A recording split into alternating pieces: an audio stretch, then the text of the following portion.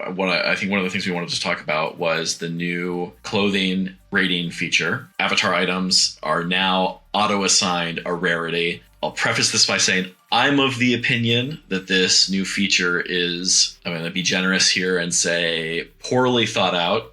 Austin disagrees and is very excited about it. And we were talking about it the other day, and I thought he made some good points. Yeah, it was really interesting. And then how much of it was just from the Horizon feed as well? Yeah, so let's talk about clothing. There are basically like 3 types of avatar items right now. There is fantastical avatars, which are essentially meta only can make those. Those are locked behind, Meta's gate. Then I would classify what users are able to create is basically 2 tiers of clothing.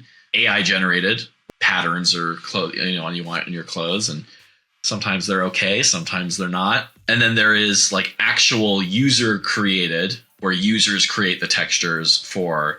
Meta basically has a set of clothes that you can pull out and get the UV map for and create your own texture, and then you can sell those in your worlds. And you can start with AI and work on top of that, or you can just do your own thing from scratch. Immortal does it for fun, like to relax. But essentially they have similar to like Fortnite or League of Legends. Now avatar items have ratings. What they have told us is, so these ratings are auto-generated. The impacts are how easy is it to get?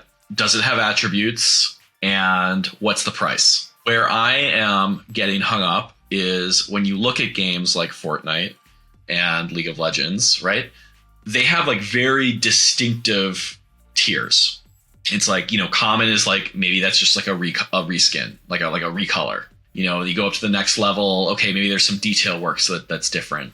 You go up to the next level. All right, it's like a full reskin of the character. Then you go up another level. And it's like, okay, now there's some special effects. Their abilities have, are reskinned and stuff like that. And there's very clear delineations between it. How is the algorithm assigning value to the quest? How does it actually know how hard something is?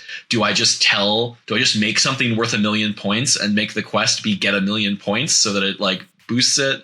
How much weight does price have? So if I just make a $50 white t-shirt, like, is that now a legendary white t-shirt? Give me the legendary white t-shirt, please. Austin wants the legendary white t-shirt. I want the legendary white t-shirt. Well, for you, I'll make the $100,000 ultra rare. Yeah, legendary. perfect. Yeah. In the real world, anybody can go out and sell a t-shirt for $100. And that's like a luxury brand, right?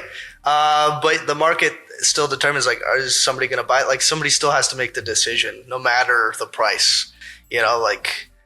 Branding is still important. So it's like, I hate to restrict people in that regard of like, you're trying to build like a cool brand and maybe everybody wants this brand and you have like limited edition clothing items. I just think it's cool in the regard of like, you have control and like you have another layer to kind of help sell that. Cause like you can mark a plain white t-shirt for $50, right?